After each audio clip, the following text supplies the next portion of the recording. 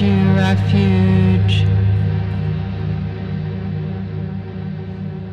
I grant you refuge in invocation and prayer. I bless the neighborhood and the minaret to guard them from the rocket, from the moment. It is a general's command until it becomes a raid. I grant you and the little ones refuge, the little ones who change the rocket's course before it lands with their smiles.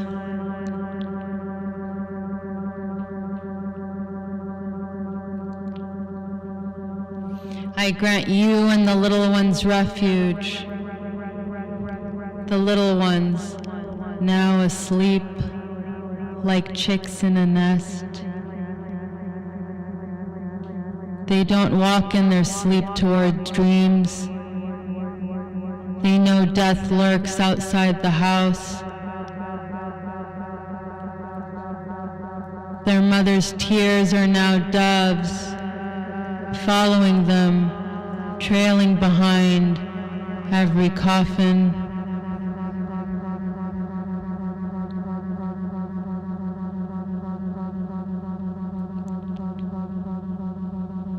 I grant the father refuge, the little one's father who holds the house upright when it tilts after the bombs. He implores the moment of death, have mercy, spare me a little while. For their sake, I've learned to love my life. Grant them a death as beautiful as they are. Ya Rab, Ya Rab, Ya Rab.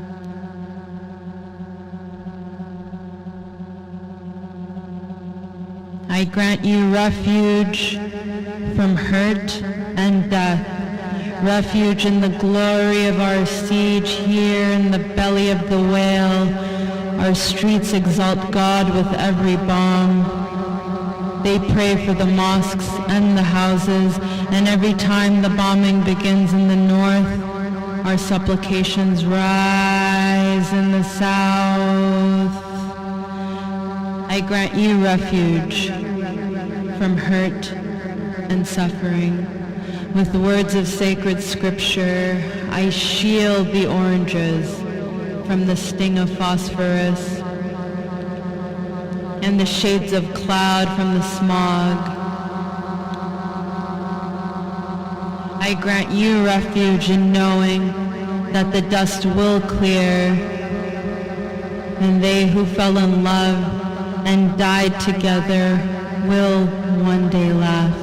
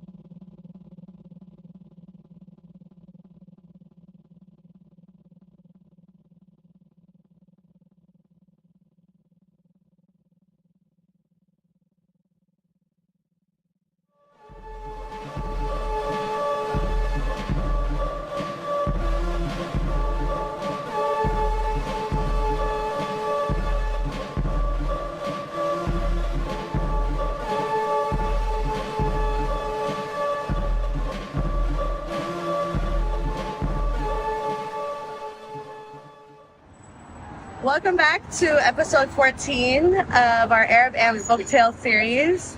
This month we're really excited to cover the story of what's happening at Berkeley Unified School District between the Brandeis Center's ongoing lawsuit of BUSD and then also the fight to re-sign our contract with Liberated Ethnic Studies.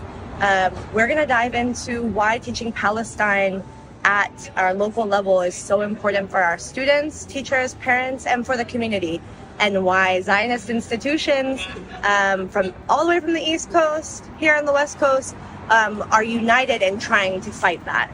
So excited to share some community engagement pieces with y'all, especially in this time, 5 months into genocide, during Ramadan. What does this mean for us in our struggle for Palestine, advancing it forward, and looking at some of the local activities that are happening in order to push back against Zionist repression and silencing. So this month, we're diving into education. Excited to dive in with y'all. Thank you. Now I'd like to call Yasmin Nasser. Hello, my name is Yasmin Nasser, and I am in 6th grade at Willard Middle School. I am Palestinian. At school, we are told not to talk about Israel's war on Palestine because different people believe different things. I believe in truth. Education is based on fact, not belief. I want to be taught the truth, even if it's hard for some people to hear. The history of Palestine and Palestinian resistance to Israel should be taught in schools, just like the history of Native Americans and the history of African Americans. This is a history that needs to be known. Israel can wipe away girls like me, but they can't wipe away their story. It lives on in me. Long live the truth, long live real education, long live Palestine.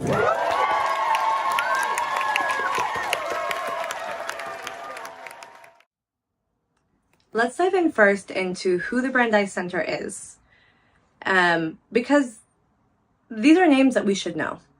One is Kenneth Marcus, who is a lawyer that has a long history of filing civil rights complaints, Title VI complaints, against public institutions, school boards around the country for teaching Palestine or supporting students who do.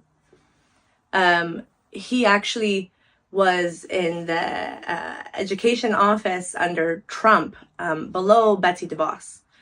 And so Brandeis is a conservative institution.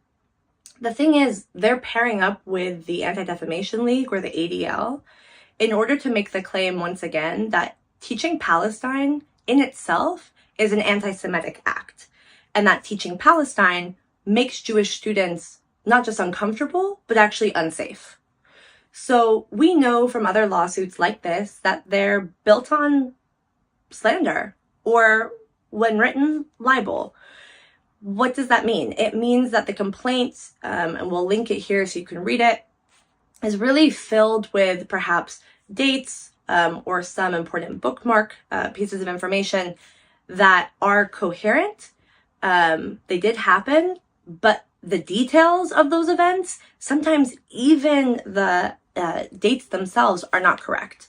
And so rather than this complaint being based on fact, it's based on kind of a larger overarching vision to try and have Berkeley Unified School District back away from a liberated ethnic studies curriculum, which teaches Palestine in the context of global people's struggle, the history against colonialism, racism, as an alternative to just teaching diversity, equity, and inclusion, right? What does it mean to teach our students, our youth, that having an equitable world and fighting for justice is more than just acknowledging our differences. It's also pushing back against those systems, against those laws, against, opinion that actually makes some of us more equal under the law than others, that makes some of us have more access to things like education, healthcare,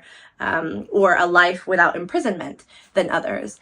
This is kind of the world that we want to be able to develop for our children. And the cool thing about the BUSD fight is that while some of the board members of BUSD are being swayed and really bullied by the Brandeis Center and the ADL's claims, a lot of parents and students are not.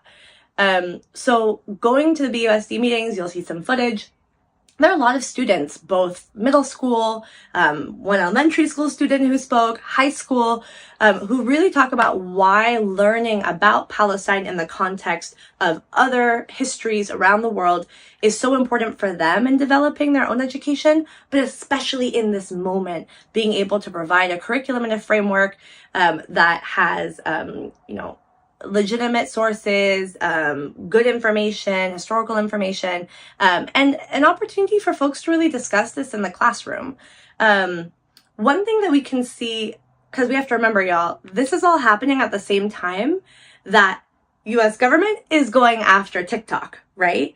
Those things are not disconnected. Why? TikTok has been a really important platform for politicization and awareness building of what's happening in Palestine, particularly if we look at civilian journalists in Gaza, or even those who work for Al Jazeera who are unable to kind of air their footage.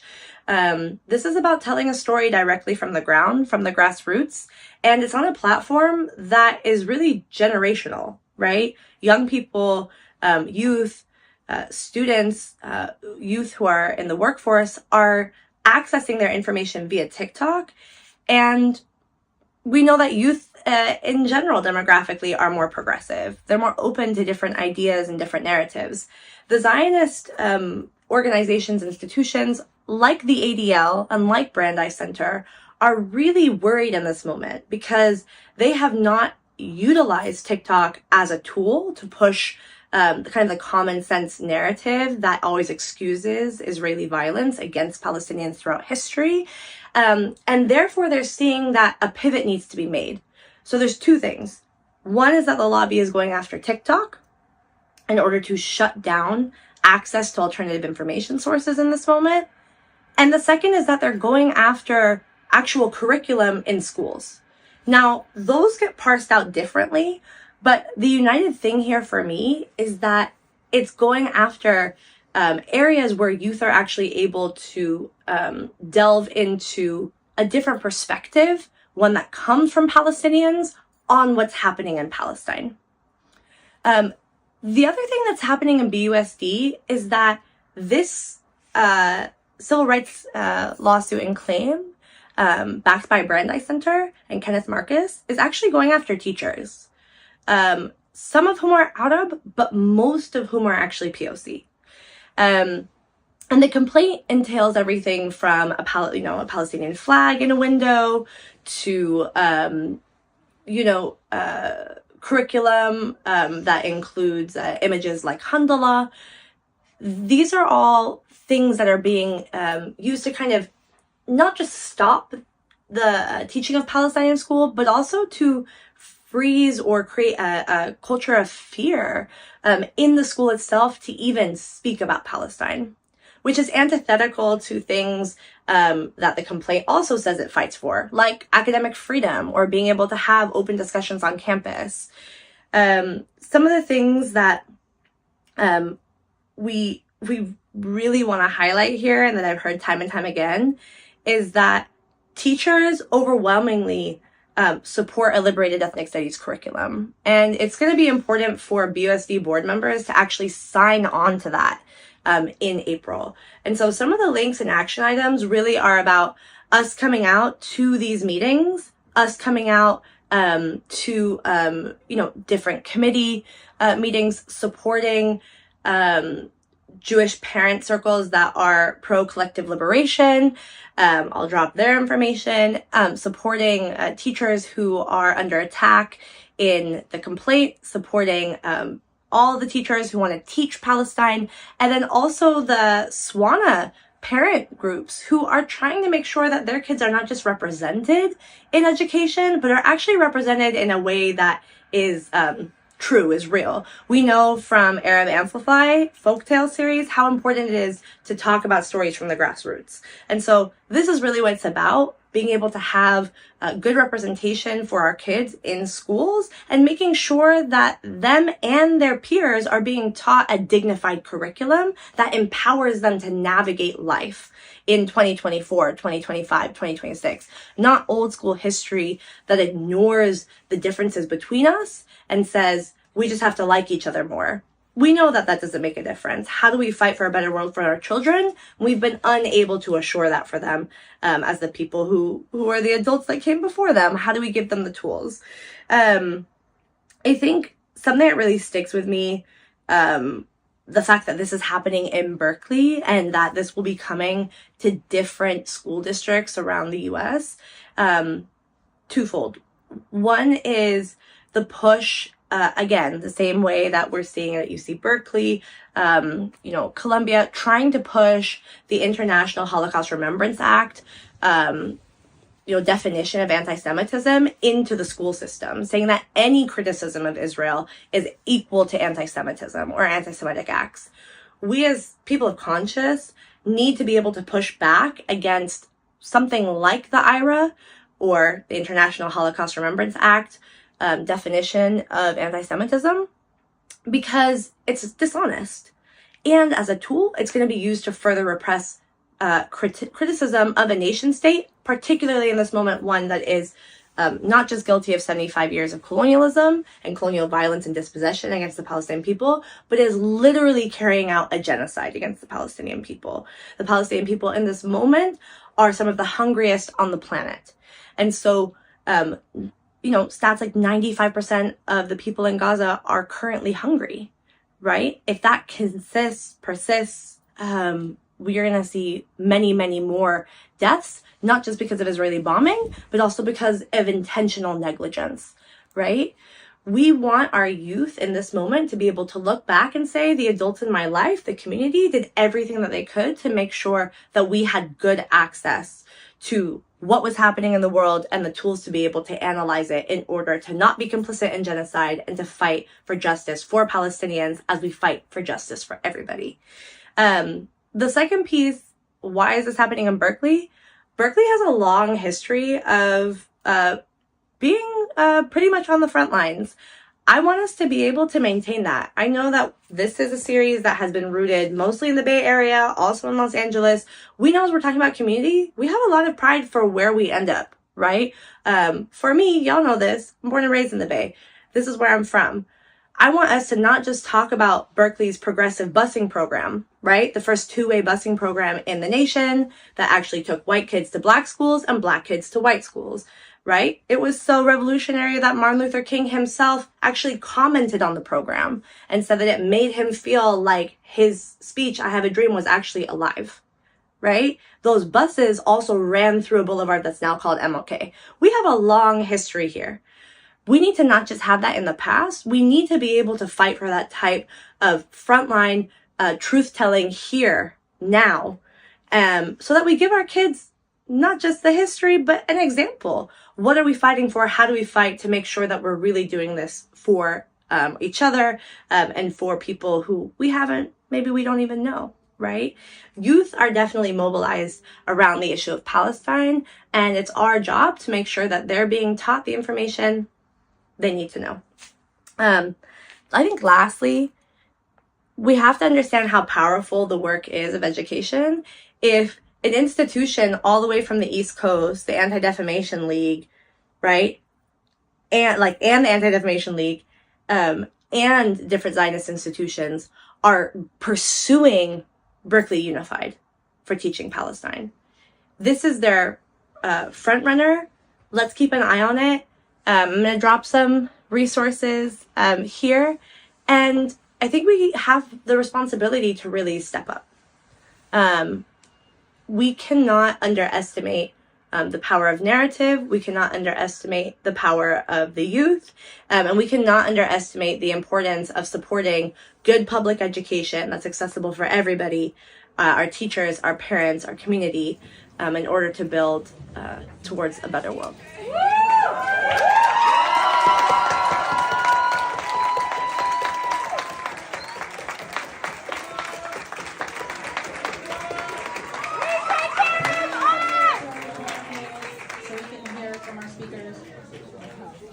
Over the past 5 months, the state of Israel has brutally assaulted Palestinians in Gaza, causing a textbook case of genocide. Nope. Israel has either partially or totally destroyed all of the universities in Gaza, Over 300 K-12 schools and 13,000 children have been killed, and 17,000 have no surviving family, and tens of thousands more are being starved to death.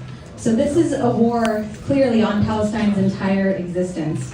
And a parallel war is happening right here in our district because a small group of very entitled parents who are uncomfortable with the reality of what's happening are trying to conflate the issue of Palestine with the issue of anti-Semitism, undermining the seriousness of both issues. They have been systematically harassing, intimidating, punishing our teachers and students, and attempting to silence our collective opposition to genocide. And we're here as teachers to stand with Eric Norberg and urge you to defend. And now there's a complaint that our educators and a club my friends and I created are anti-Jewish. Me and my co-leaders are here today to show you what our club is really about.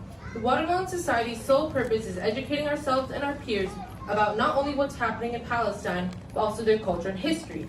Our activities include cahoots, bake sales, videos, and learning about other genocides when the world also did nothing but watch.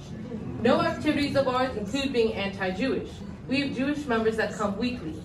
This means that all of us, regardless of religion, are coming together because we are heartbroken over the killing of families just like ours in Palestine. I go through 5 periods a day with everyone acting like over 500,000 Palestinians are not starving to death. That feels like real brainwashing to me. The few educators that try to teach about Palestine are being silenced and placed on administrative leave. Thank you for your comments.